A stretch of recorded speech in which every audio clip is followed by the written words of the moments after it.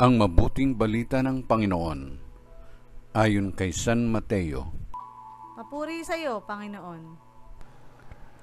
Noong panahong iyon, dumating si Jesus sa lupain ng Cesarea ng Pilipos. Tinanong niya ang kanyang mga alagad, sino raw ang anak ng tao ayon sa mga tao? At sumagot sila, ang sabi po ng ilan ay si Juan Bautista kayo. Sabi naman ng iba, si Elias kayo. At may nagsasabi pang si Jeremias kayo o isa sa mga propeta. Kayo naman, ano ang sabi ninyo? Sino ako? Tanong niya sa kanila. Sumagot si Simon Pedro, kayo po ang Kristo, ang anak ng Diyos na buhay.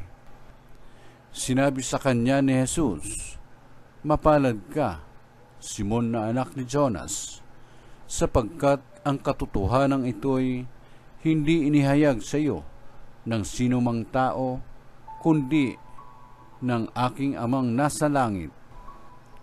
At sinasabi ko naman sa iyo, ikaw ay Pedro, at sa ibabaw ng batong ito ay tatayo ko ang aking simbahan, at hindi makapananaig sa kanya kahit ang kapangyarihan ng kamatayan.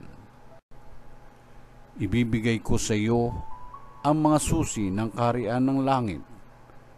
Ang ipagbawal mo sa lupa ay ipagbabawal sa langit, at ang ipahintulot mo sa lupa ay ipahihintulot sa langit.